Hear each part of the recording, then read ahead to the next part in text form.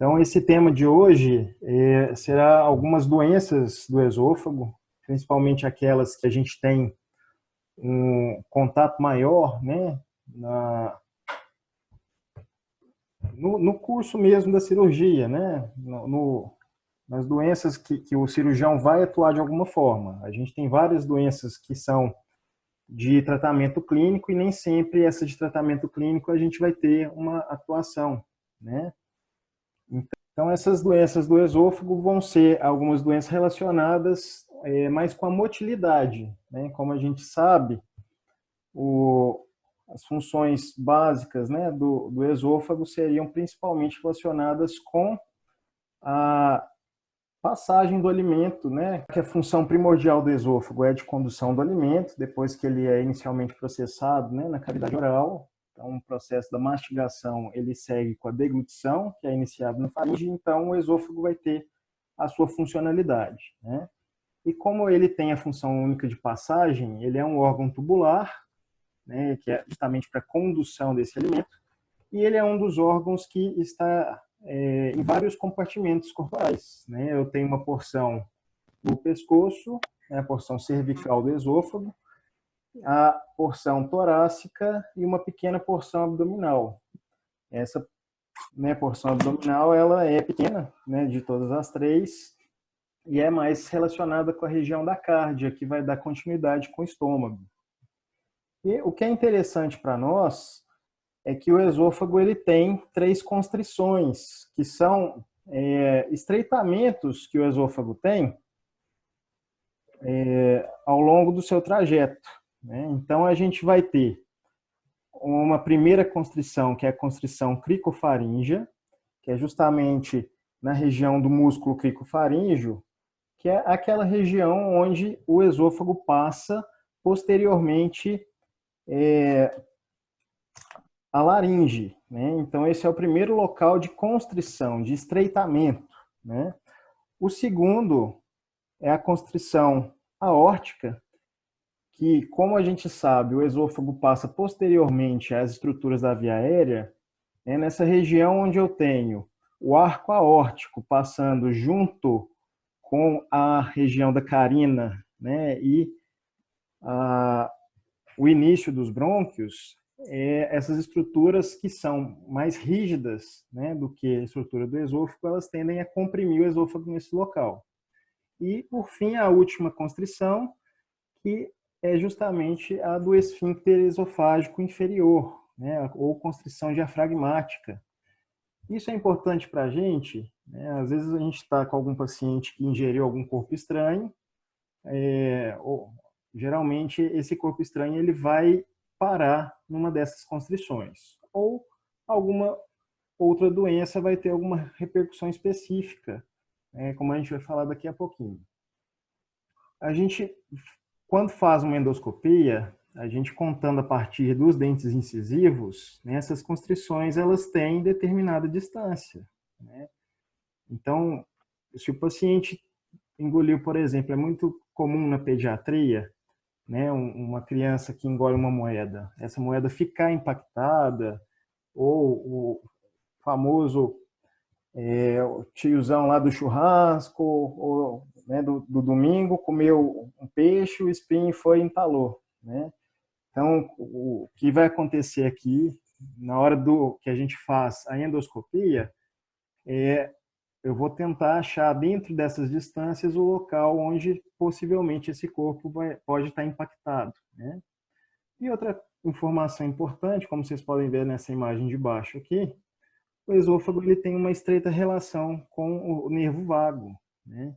Então, o nervo vago ele desce lateralmente, né, na porção cervical e mais proximal do esôfago torácico, e à medida que ele vai descendo de acordo com aquela formação do trato digestório, né, na embriologia, que tem a rotação do intestino, o nervo vago ele começa a rodar também, acompanhando estritamente todo o esôfago.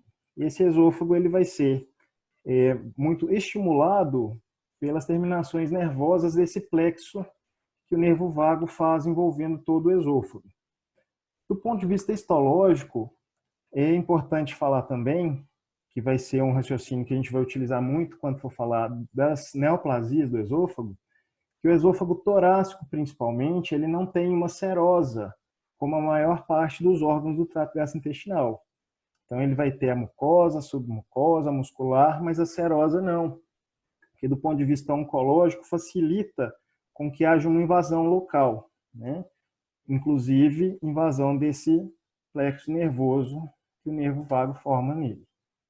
Então, falando propriamente das doenças, a gente vai começar com a acalásia, que nada mais que o pessoal chama de megaesôfago, né?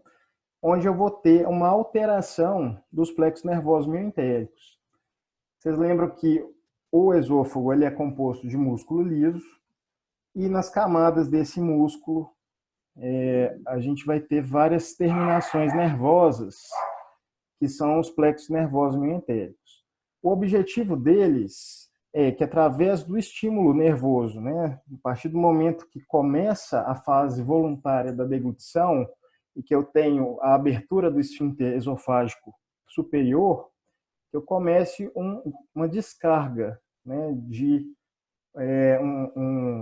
um estímulo elétrico que vai fazer com que esse esôfago tenha uma contração da musculatura no mesmo sentido de forma eficaz, de forma que eu vou impulsionar esse bolo fecal.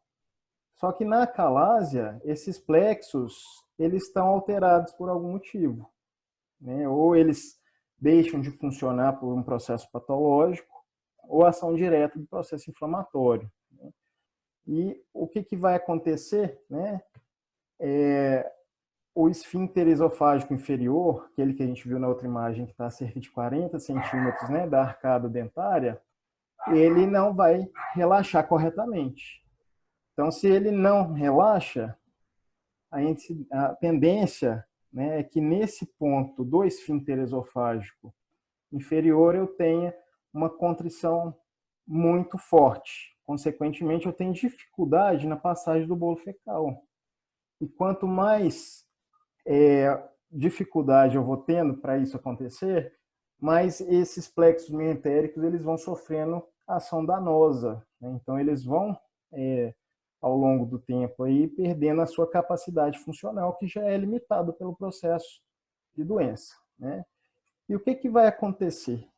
Na grande parte dos casos, a acalásia não tem uma causa específica, né? A gente não consegue identificar o porquê.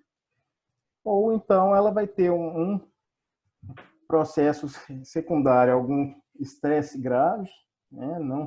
Não é aquele estresse relacionado à ansiedade, né? Mas o organismo, né? Ele tem uma resposta inflamatória muito exacerbada, né? Uma resposta que provoca um estresse oxidativo muito grande, ou traumas grandes que vão ter um comprometimento direto na cervical, no núcleo do nervo vago, ou até mesmo com lesão esofágica. Quando o paciente tem uma perda ponderal, né, acentuada, isso altera muito a motilidade intestinal e, principalmente, o que a gente mais conhece, a doença de Chagas, né, que tem como patógeno atuando diretamente nesse plexo mioentérico. Do ponto de vista fisiopatológico, o que vai acontecer, né? Como eu tenho um esfíncter esofágico inferior que não relaxa, né? Então ele está bem contraído, ele fica, né, hipertenso do ponto de vista de contratura muscular. Quando o bolo fecal chega, ele não relaxa. Uma vez que ele não relaxa, a pressão do esôfago, daquele alimento que está chegando, vai aumentando. Quanto mais pressão dentro do órgão, mais ele tende a dilatar. E o esôfago ele não é um órgão que geralmente dilata. Como ele é só de passagem, ele dilata o básico para que aquele bolo fecal passe. Nesse caso aqui, ele vai dilatar, e quanto mais ele vai dilatando, mais o peristaltismo não funciona. E acaba que o alimento ele perde a capacidade de ir para o estômago. Então, se isso vai acontecer, o paciente vai começar a apresentar disfagia progressiva, né? Então, inicialmente, ele pode ter dificuldade para alimentar de alimentos sólidos, mas quanto mais tem essa dilatação, mais dificuldade eu tenho para passar de qualquer tipo de alimento. Então, começa com sólido, depois vai para pastoso, vai para líquido, né? Vai tendo essa disfagia, essa dificuldade de engolir. Como o alimento chega no esôfago, mas não passa para frente, a tendência dele, quando acumula demais, é voltar, né? Então o paciente começa a regurgitar ou vômito. Se eu não estou nutrindo o paciente, ele começa a perder peso. O alimento chega no estômago, no esôfago e não passa para o estômago. Então, às vezes, o paciente tem dor ao alimentar e vai ter sintomas relacionados com como se fosse uma doença do refluxo, né? Então, pirose, azia, sensação de empachamento. E como, às vezes, eu tenho refluxo, né, essa regurgitação, durante o sono ela pode ir para a via aérea e o paciente ter uma incidência de tosse maior à noite. Então, às vezes, ele vai chegar para nós com um quadro desse tipo, né? E como a gente pode ver, a maior parte desses sintomas são sintomas inespecíficos, né? Nenhum seria especial para falar que é acalásia. São sintomas que são comuns nas patologias do esôfago. E como que a gente vai diagnosticar, então?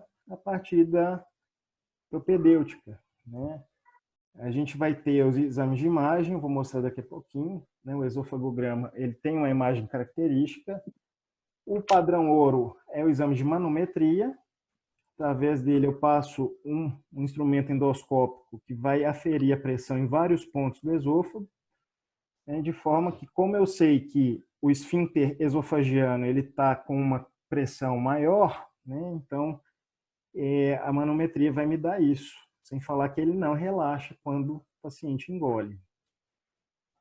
Como os sintomas são inespecíficos e eu tenho várias causas para a acalásia, a endoscopia digestiva ela é mandatória ser feita, não para me dar o diagnóstico de acalásia, mas para afastar outros possíveis diagnósticos, né? Às vezes eu não tenho uma visão direta pela manometria, né, ou até mesmo o esofagograma não me dá uma imagem boa, mas a endoscopia pode afastar uma neoplasia ou alguma outra patologia relacionada à obstrução mesmo, né, do tubo esofágico. O esofagograma seriam essas imagens, né, onde a forma que a gente tem, a gente chama de bico de pássaro, e na parte mais inferior do esôfago eu já começo a ter algum grau de dilatação, e no local que é o esfíncter esofagiano, eu tenho uma passagem pequena aqui do contraste, né, parecendo um bicozinho de pássaro, que é o nosso sinal radiológico. E quanto mais dilatação eu tenho, né, consequentemente, secundário a um esfíncter esofagiano mais hipertenso, né, então mais fino é essa região do esfíncter, que a contratura é maior, e mais dilatação eu tenho. Quanto mais dilatado, menos plexo mientérico eu consigo salvar no procedimento cirúrgico. Então, possivelmente, é um paciente que deve perder essas porções do esôfago, né? Mas antes de falar em cirurgia, eu estou vendo que o paciente ele tem risco de broncoaspiração, né? Então, pode fazer pneumonia, pneumonite química, né? Então, eu vou tentar inicialmente, de uma forma até menos agressiva, ou até mesmo, né, para aquelas fases mais iniciais, as medidas clínicas, que seria através da medicação. Eu tenho várias medicações que alteram a contratura muscular, né? E, consequentemente, eu faço esse esôfago que está com o esfíncter mais contraído tender a relaxar mais e permitir a passagem do alimento. Se o alimento está passando, não tem aquela dilatação, consequentemente, o processo fisiopatológico vai ser atrasado. Eu posso fazer uma dilatação por endoscopia digestiva. Tem um aparelho próprio que vai insuflar um balão justamente no local do esfíncter que está mais contraído, e isso ajuda com que ele se dilate, consequentemente o alimento vai passar mais fácil. E eu tenho alguns tratamentos até mesmo com a injeção de toxina botulínica, né? O Botox, quando ele é administrado nessa região do esfíncter que está com a contração maior, ele tende a fazer uma reação inflamatória e causa uma cicatriz naquele músculo. Então, ele perde um pouco da capacidade de contração. A desvantagem disso, né, é que se ele perder muito essa contração, eu posso ter um refluxo gastroesofágico. Mas aí seria uma complicação, né, desse tipo de terapia. Se por acaso eu já tiver um caso mais avançado, com uma dilatação muito grande, eu não consigo, através das medidas clínicas, resolver o problema do paciente, porque eu já vou ter um órgão totalmente deformado do ponto de vista anatômico.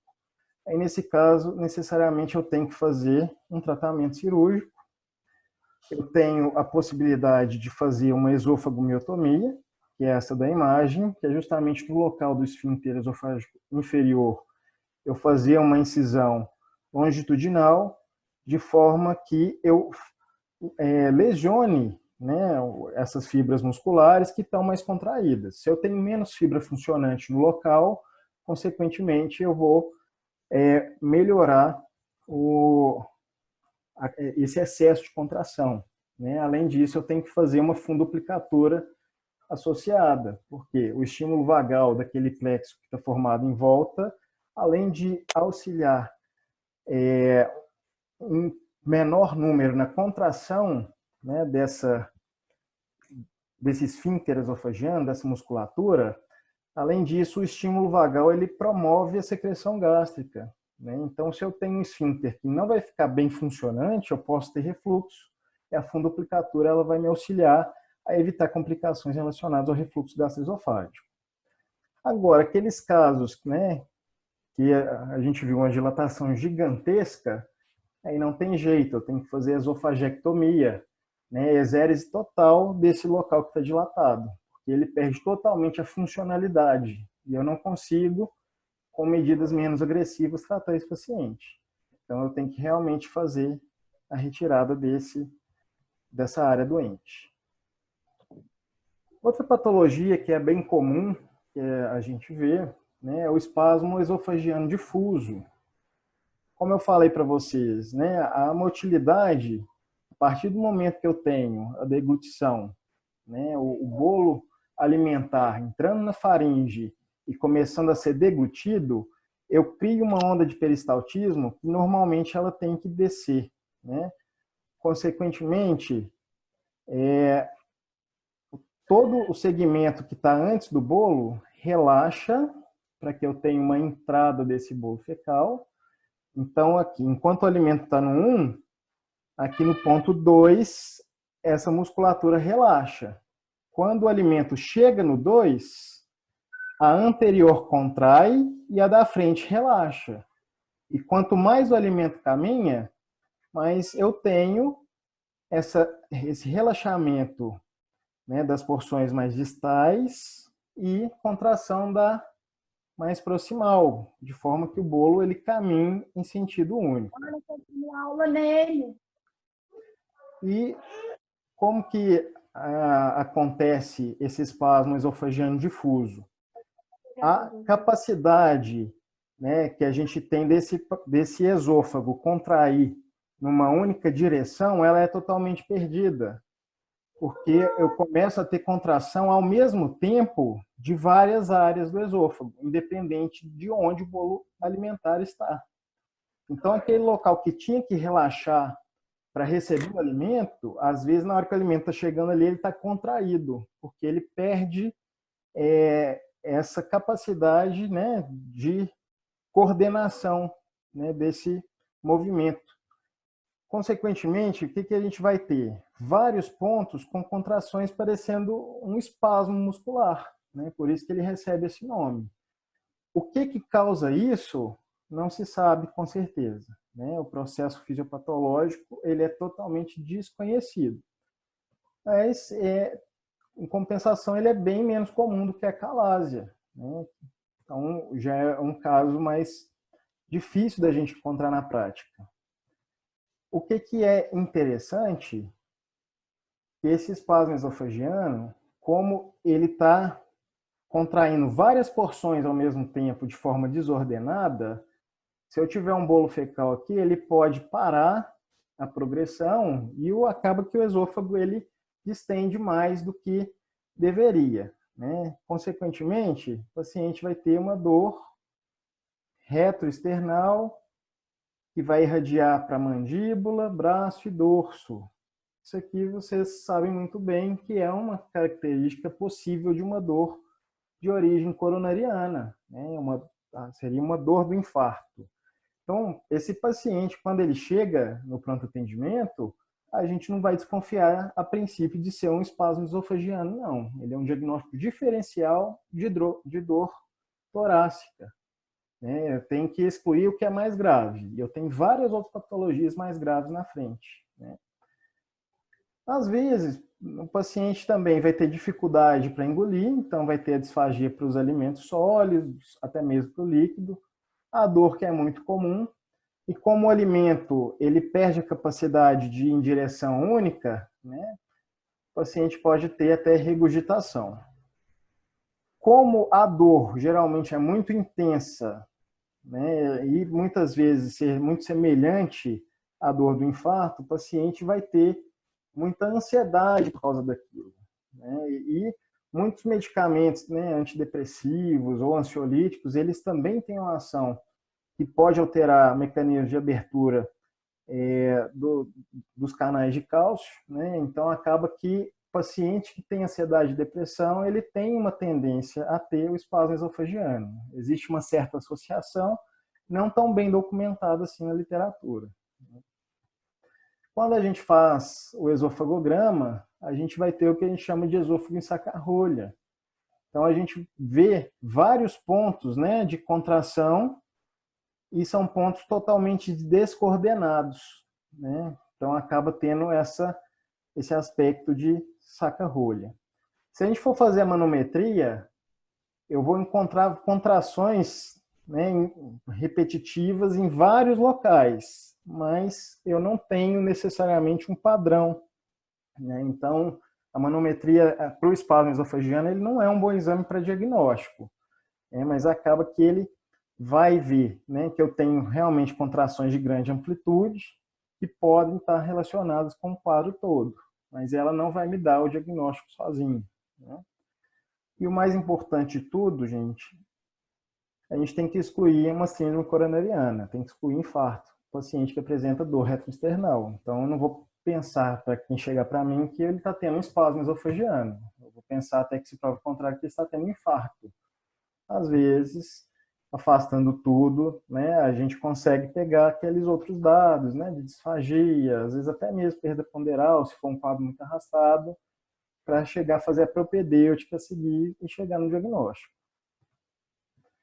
Medida clínica, ela também vai com medicações que altera o funcionamento, né, dos canais iônicos, então seriam os medicamentos usados também para o tratamento da calase.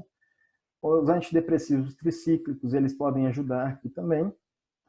E apesar da gente não ter uma fisiopatologia conhecida, alguns pacientes relatam que sempre comem determinado tipo de alimento, eles começam a ter a dor. Então, se eu tenho um alimento que desencadeia, eu tenho que tentar evitar esse alimento, né? Então, essa orientação para o paciente nesse sentido. Se não resolver, a gente vai para as medidas cirúrgicas. Então, a gente faz uma miotomia longitudinal também. A gente viu a imagem, um acometimento, né, de uma porção muito grande. Às vezes, eu tenho esse espasmo em porções menores. Eu tenho que fazer uma miotomia, cortar mesmo a musculatura para tentar interromper aquele estímulo. O que vai acontecer na miotomia, né? Quando eu corto a musculatura do esôfago, ele não vai contrair em toda a sua, em todo o seu diâmetro, né? Algumas porções elas ficariam frágeis, mas impediria que eu tenha grande contração. Isso são para os casos que o tratamento, né, de medida clínica ele é totalmente ineficaz. Então, pensando em qualidade de vida, né? Se eu tentei todo tipo de medicação, mesmo evitando o alimento gatilho, o paciente tem frequentemente essas dores, que são dores muito intensas, eu faço a miotomia no sentido mesmo de dar qualidade de vida, para ele não sentir a dor. Se eu tenho uma miotomia acometendo a região do esfíncter, eu caio naquele mesmo problema do risco de refluxo gastroesofágico. Então, sempre que eu faço esse procedimento de miotomia na região do esfíncter, eu tenho que fazer a fundoplicatura para diminuir a quantidade de secreção ácida que é liberada pelo estômago. Outra doença comum do esôfago é o divertículo de Zenker. Na verdade, a gente chama ele de pseudodivertículo, porque, na verdade, ele não vai ter todas as camadas, né, do trato gastrointestinal sofrendo alteração da morfologia. Eu vou ter, na verdade, o que a gente chama de pseudodivertículo, e ele geralmente está no esôfago proximal, na porção torácica do esôfago. Eu tenho o que a gente chama de triângulo de Killian, que é um espaço que eu vou ter entre o músculo cricofaríngeo e o músculo constritor inferior, né? Então, vai formar uma regiãozinha triangular, que é o local onde a mucosa exclusivamente, e juntamente com a submucosa do esôfago, elas vão passar nessa região de fraqueza. E a partir disso, essa mucosa ela pode sofrer uma alteração, né, estrutural, né, da arquitetura daquele tecido, podendo formar pequenas saculações que a gente chama de pseudodivertículo. É muito mais comum ter essa doença em pacientes, né, mais idosos, porque muitas vezes pode ser assintomático nos estágios iniciais e ao longo, né, das décadas de vida isso tomar uma proporção maior, né, dele crescer, e é onde os sintomas vão aparecer mais. Então, quais os sintomas possíveis? Né? Grande parte dos pacientes são assintomáticos no início do quadro, porque muitas vezes não tem um volume grande, né, desse divertículo. O que pode acontecer? Né? O alimento que é ingerido, em vez dele ir para o esôfago, ele para aqui no divertículo, juntamente com secreção salivar, e pode ser que o paciente, né, enquanto estiver conversando, começa a liberar gotículas diretamente para a via aérea. Então, o paciente começa a tossir. A gente pode falar que ele também vai evoluir com disfagia, né, porque uma parte do alimento ele não passa. Muitas vezes vai regurgitar, né, esse conteúdo que está na região do divertículo, ele pode voltar para a via oral, né, o paciente tem a sensação de vômito. O alimento aquele pode começar a ser digerido, o que pode alterar muito o cheiro, né? Que a gente fala que o paciente evolui com a litose. E a partir do momento que eu tenho essas pequenas broncoaspirações do conteúdo que está no divertículo, o paciente pode ter alterações do aparelho de fonação, e até mesmo infecções respiratórias, né? As pneumonites químicas, secundária a essa secreção gástrica, né? A gente vai ver principalmente pela esofagografia, né? Eu tenho que fazer uma incidência PA e perfil, porque às vezes só uma PA, não, gente, perdão, AP, né? Antero-posterior. Às vezes somente a antero-posterior não vai me dar totalmente a ideia, né, da dimensão daquele divertículo, mas se eu olhar no incidência em perfil, eu consigo ver muito bem, né, o contraste passando posteriormente. Então, acaba que a esofagografia vai ser o exame principal para me dar o diagnóstico e extensão, né, desse acometimento.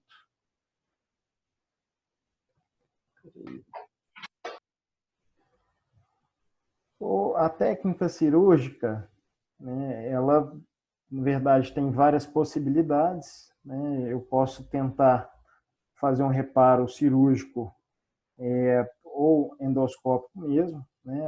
Aqui na imagem anterior, por endoscopia, eu vejo, né, a entrada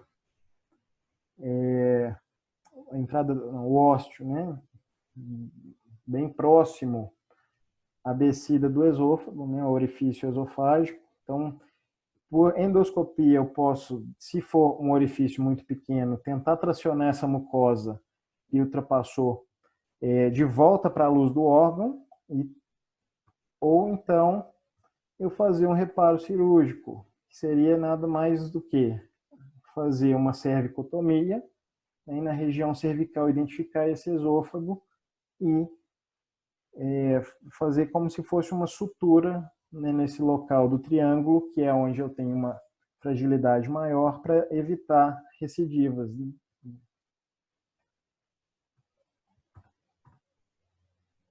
Seria mais ou menos assim, né? A cervicotomia vai me dar um acesso a esse pedículo, né, e eu posso tracionar ele para dentro e rafiar essa região. Outra possibilidade que eu tenho aqui, pela cervicotomia, eu identifico o divertículo. Se eu não quiser tratá-lo colocando ele de volta para dentro da luz, eu posso elevar, colocar essa porção fixada através de um ponto, de forma que ele fique sempre de cima para baixo, né? E o alimento chegando aqui, ele não vai acumular, porque ele está numa posição, é uma posição nova nesse sentido. Então, acaba que o alimento ele não se acumula nessa região, né? Que seria o reparo cirúrgico também.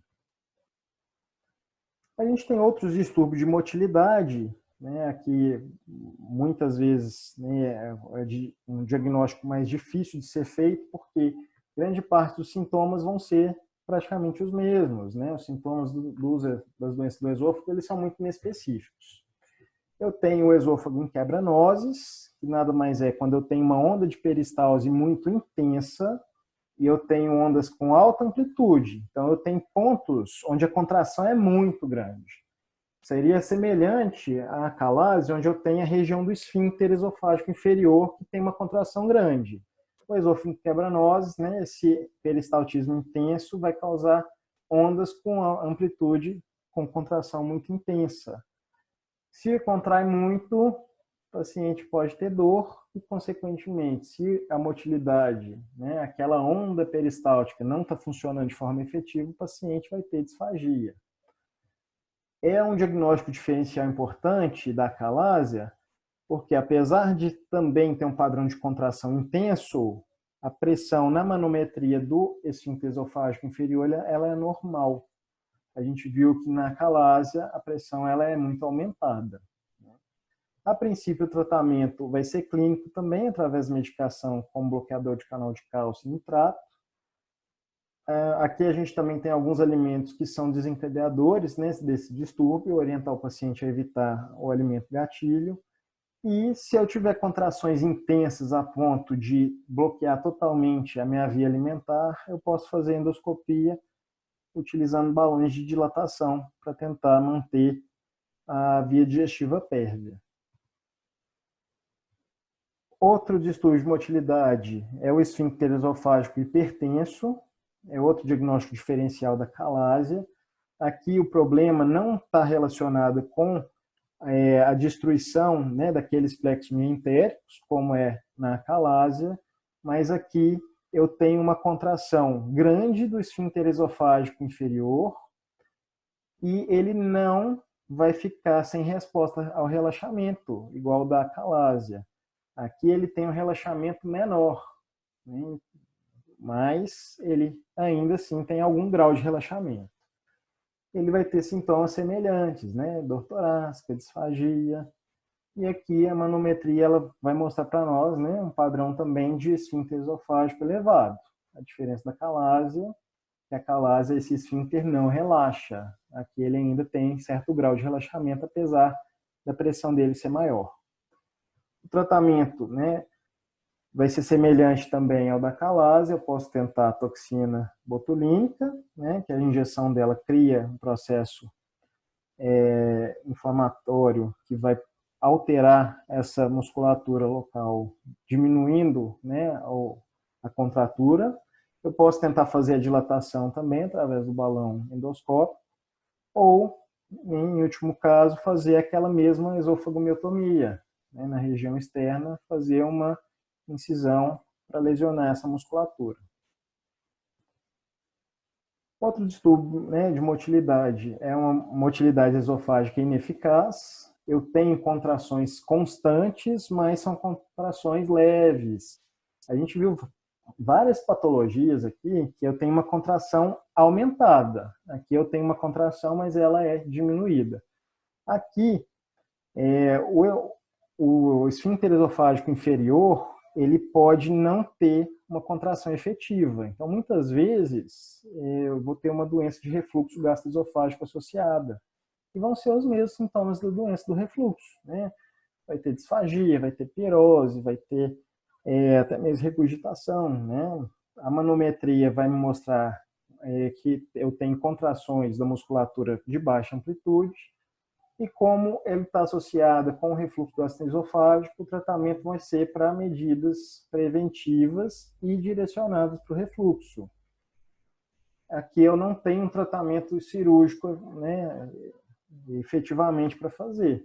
É mais um diagnóstico diferencial desses distúrbios, já que a sintomatologia é muito semelhante. Então, o tratamento é mais para prevenção e para controle de sintoma.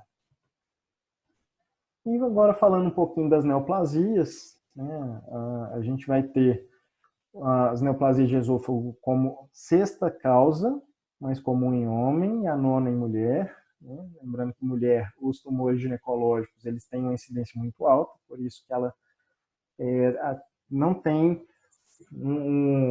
uma prevalência tão grande. Né? Sem falar que a incidência no sexo masculino ela é maior.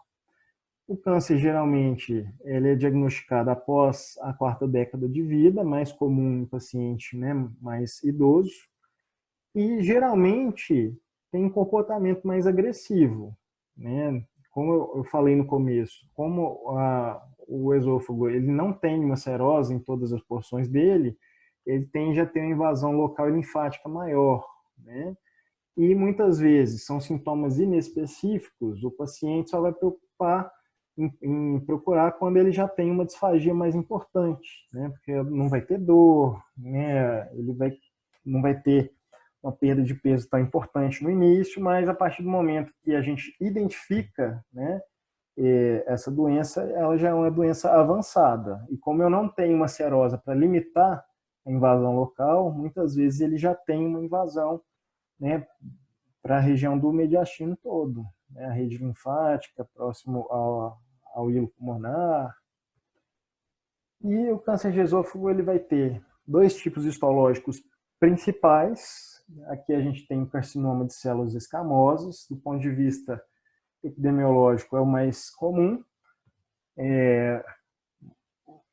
A gente tem atualmente uma pequena mudança, né, na incidência dessas neoplasias. A prevalência dele ainda é comum, apesar da incidência estar num processo de transição. Daqui a pouquinho eu vou falar por quê. Ele é mais comum no terço superior e médio e está relacionado em grande parte das vezes com tabagismo e etilismo e todos os estímulos que vão fazer uma metaplasia celular. Então, alimentos quentes, alimentos processados que têm grande composição de nitrogênio, que tem uma tendência a evoluir para essa metaplasia celular. Né? Como eu tenho uma relação com tabagismo e etilismo, que é fator de risco para várias neoplasias de cabeça e pescoço, eu posso ter tumores sincrônicos. Então, às vezes, o paciente tem um tumor de laringe de esôfago junto. Né? E tem uma prevalência aumentada para aqueles pacientes que têm megaesôfago, né, a acalásia, ou que sofreram algum grau de estenose cáustica, né, que teve alguma lesão esofágica depois que usou soda cáustica. O mecanismo exato não é muito bem conhecido, mas são fatores de risco para o carcinoma de células escamosas. O outro tipo celular é o adenocarcinoma. Apesar dele não ser o mais comum, ele tem tido uma incidência maior, justamente pela transição alimentar que a sociedade viveu nos últimos anos, né? Então, comida ultraprocessada, o alimento, né, pronto do fast food, acaba que tem um excesso de composto nitrogenado que também tem uma associação com a formação do adenocarcinoma. Então, essa mudança de hábito tem feito com que a incidência do adenocarcinoma aumente, apesar dele ainda não ser o mais comum dos tipos esofágicos.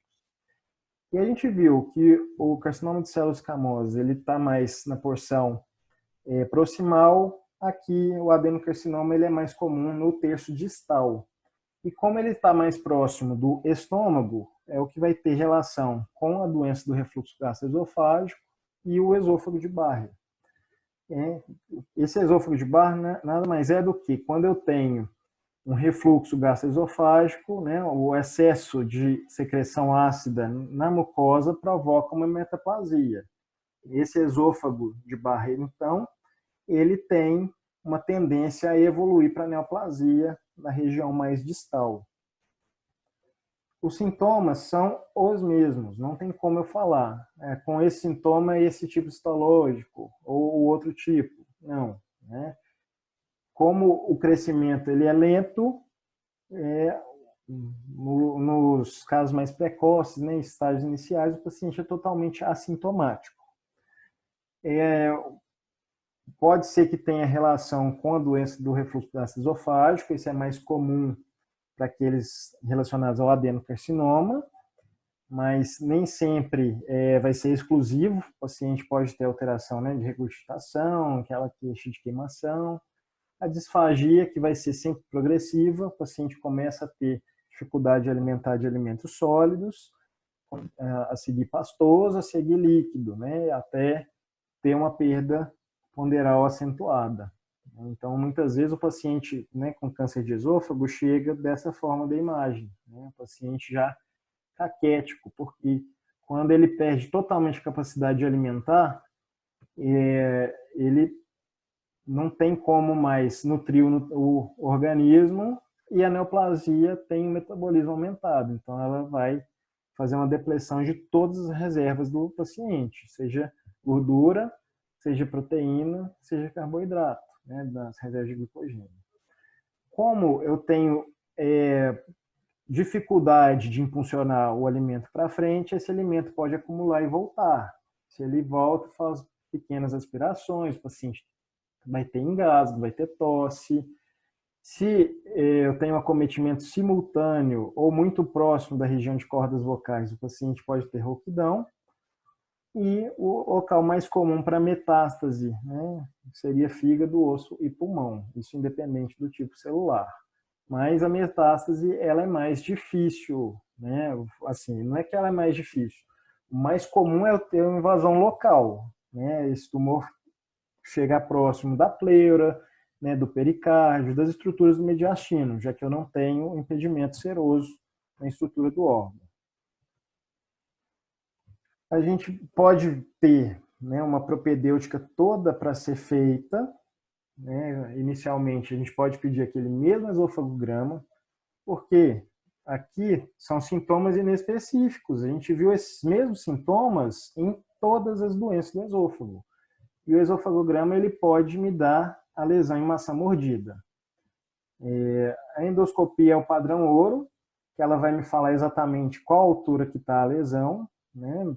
A gente já viu no início da aula aquelas constrições, então a endoscopia ela consegue me falar a quanto, né, dos dentes incisivos está a lesão. Vai falar se ela é vegetativa ou não, se ela tem uma estenose ou não, né? E vai ser possível, através dela, fazer uma biópsia.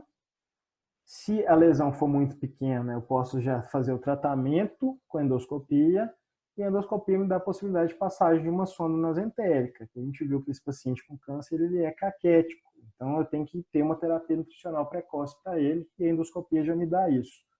É um exame muito bom para paciente que tem neoplasia de esôfago, porque pode, né, biopsiar, me dar o diagnóstico, tratar e ainda me dar meios de fazer uma terapia nutricional. A tomografia computadorizada, né, principalmente tórax e abdômen, pode falar da extensão da lesão do ponto de vista local, né, na parte torácica, e como o fígado é um local, né, junto com o pulmão, de metástase, ele pode me dar um pouquinho de informação de metástase também, para estadiamento desse paciente. O ultrassom endoscópico, ela é uma alternativa mais recente para ser utilizada. A gente não tem na nossa realidade do paciente SUS, né, por ser um exame mais de difícil execução, então atualmente é só centros onde a gente tem profissionais bem treinados para fazer esse tipo de exame. que vai me falar, né? Quando eu faço a endoscopia, eu tenho um aparelho próprio que faz ultrassom local, e esse ultrassom ele consegue identificar, né, o tecido doente no meio do tecido saudável. Então ele sabe me falar qual que é a extensão da parede do esôfago que foi acometida. E ele me fala com certeza também se é uma lesão mais inicial. Se eu tenho lesão restrita à mucosa e submucosa, eu posso fazer um tratamento cirúrgico endoscópico. A broncoscopia, ela é um exame que vai ser bom para falar se esse tumor já invadiu via aérea. Ele não é necessariamente para falar, para me dar o diagnóstico da lesão, né? Mas ele consegue falar se teve invasão local a ponto de invadir traqueia. Então, né, o nosso esofagograma tem um aspecto de maçã mordida, né? Se a gente for ver, né, uma lesão que cresceu para dentro da luz do esôfago, né? A gente tem essa impressão aqui, né? Endoscopicamente, a gente consegue avaliar o tamanho da lesão. Então, aqui eu já tenho uma obstrução parcial da luz do órgão, né? E é uma lesão que acomete, se eu fosse dividir, né, em quadrantes, ela acomete mais que 50%, né? Então já é uma lesão estenosante. E, né, se essa aqui fosse a luz toda do órgão, eu já tenho uma obstrução também de mais de 50%, né? Se eu demorar a tratar esse paciente aqui, essa lesão tende a aumentar e fechar mais a luz, e o paciente vai evoluir com aquele quadro de caquexia. Tomografia, que ela vai me mostrar, no caso do abdômen, possíveis lesões, né, metastáticas hepáticas, né? E para eu fazer o estadiamento, eu tenho que saber o quanto que essa lesão neoplásica está invadindo a mucosa. A mucosa não, a parede, né? Então, se ela atinge só a mucosa, ou até mesmo só até a submucosa, são estágios bem iniciais, onde eu ainda tenho possibilidade de fazer o tratamento endoscópico, e à medida que ela vai caminhando para muscular, como eu disse, eu não tenho serosa mais, né? Então ele tende a invadir os linfonodos e até mesmo o vaso sanguíneo nos estágios mais iniciais, mais avançados, perdão. O tratamento, né, do carcinoma de células escamosas, inicialmente a gente vai fazer a neoadjuvância com rádio e quimioterapia. O paciente que tem esse tipo de lesão, que são as lesões mais proximais, né, de esôfago proximal e médio, ele vai responder muito bem à radioquimioterapia. Às vezes vai ser até curativa, né? Ou então ela vai reduzir o tumor a ponto dele ficar operável. Agora, o adenocarcinoma, ele não responde bem à radioquímio. O tratamento inicial dele tem que ser cirúrgico, que seria as lesões mais do esôfago distal. E como que é isso dentro dos estádios, né? O paciente que é do estádio 1, que são aquelas lesões mais até a submucosa, né, eu posso tratar ele exclusivamente com endoscopia, ou, né, se mesmo que ele não esteja só na submucosa, começando a invadir a muscular, eu posso operar, ou então, se ele for, né, o carcinoma de células escamosas, eu posso fazer radioquimioterapia, que ela pode ser curativa também. No estádio 2A e 2B, é onde eu já começo a ter comprometimento linfonodal, eu vou fazer a neoadjuvância associada à quimioterapia, à cirurgia, que seria nos casos, né, de carcinoma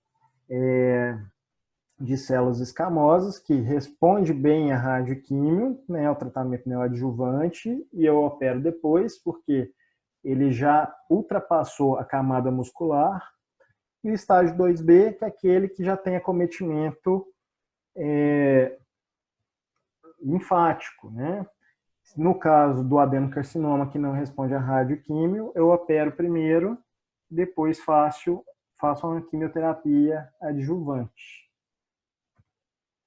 Nos estádios 3, né, a invasão local ela já é maior, eu tenho grau de comprometimento linfonodal bem importante, o raciocínio vai ser o mesmo, né? O tratamento vai ser neoadjuvante, seguido de cirurgia para o carcinoma de células escamosas, ou para adenocarcinoma, cirurgia e quimioterapia adjuvante.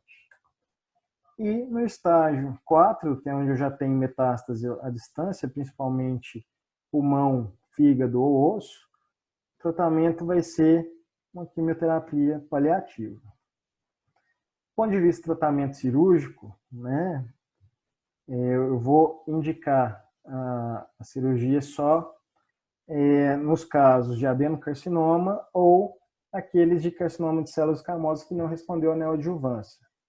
Então, quando eu tenho uma neoplasia de esôfago proximal, eu vou tentar inicialmente tratamento neoadjuvante.